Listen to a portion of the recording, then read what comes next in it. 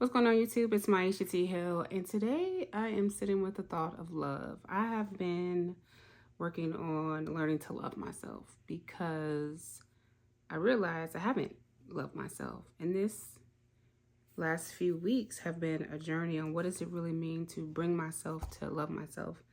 And so I'm reading a couple of books. I only have two with me. One is How to Love by Thich Nhat Hanh. I love this one. And then, of course, I'm reading Communion, The Female Search for Love by Bell Hooks. I'm actually reading and listening to the audiobook. And it's hitting me. It's hitting me. All the ways that me being a socialized female, Black, martyrdom, overgiving, self-sacrificing, like how did all of that contribute to recently? Like I think I've been talking about the stroke that I had.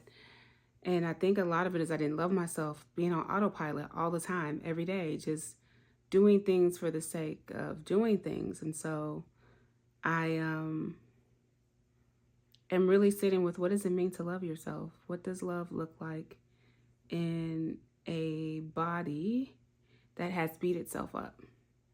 And what does it look like to take responsibility to learn how to love myself and not weaponize my lack of self-love against others?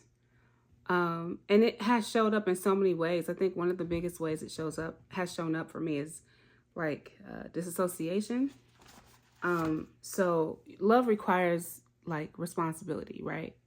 Bell Hooks talks about this, not about love. I think it's care, commitment, responsibility, trust, communication. There's one more, but I haven't been like just now, like coming out of being sober for 2 years, like I haven't really been responsible for myself.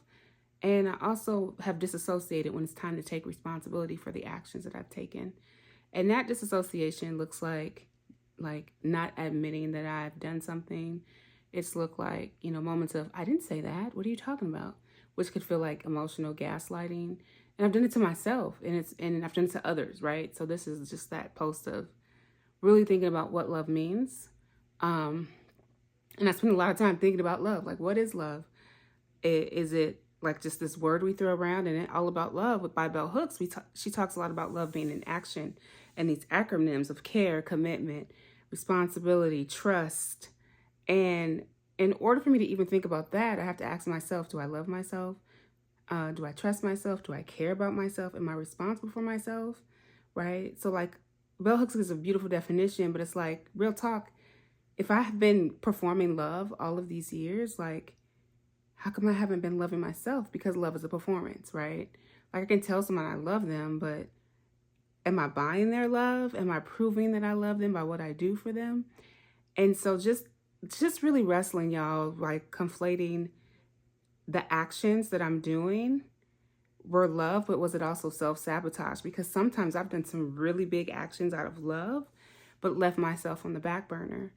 And so on this path of finding deeper meaning with love, I'm actually really learning how to master myself and master the love that I give myself to have capacity to love others. The other book I'm reading is The Mastery of Love by Don Miguel Ruiz. And so really deepening and looking at all the ways that I have not loved myself and have been performing love for almost everybody in my life. And so one of the things I was standing out to me that I'm thinking about is saying no, not being a people pleaser. And in How to Love by Thich Nhat Hanh, he says that loving someone doesn't mean saying yes to whatever that person wants. The basis of loving someone else is to know yourself and to know what you need.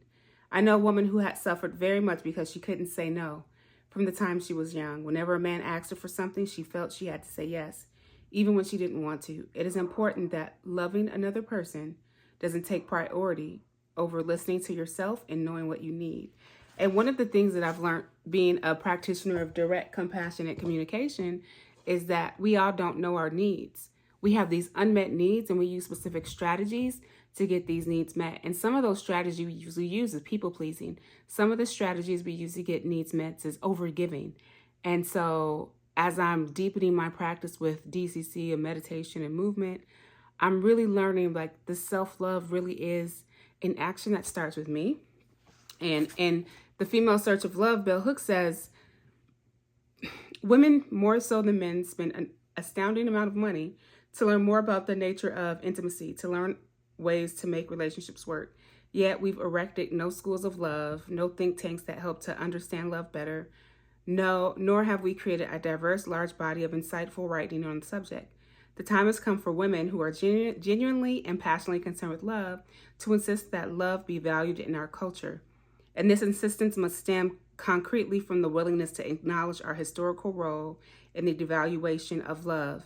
It must be grounded in absolute refusal of sexist stereotypes that falsely tell us females are inherently more loving than males, and an absolute willingness to do the work of love no matter how difficult and no matter the sacrifice. I'm going to stop there.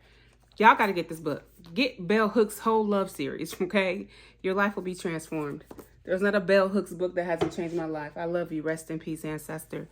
But on this path of self-love, it has been so deep that, like, the whole theme for the Heal Your Way Forward Collective, rooted in my teachings, is like loving ourselves, loving the collective, and imagining a different world that we want to create. There's a whole like theme. And, you know, how can you be loving and be anti-oppressive? How can you be loving and be liberated? Well, it first starts with me. And so I'm living this out in real time and inviting members of the collective, or even you, to practice it with us. I'll put the link in the description to join the Heal Your Way Forward Collective. But it's really deep when you slow down and really connect with yourself. I think being deplatformed, honestly, was the best thing that ever happened to me, because it really forced me to really understand love in a deeper way.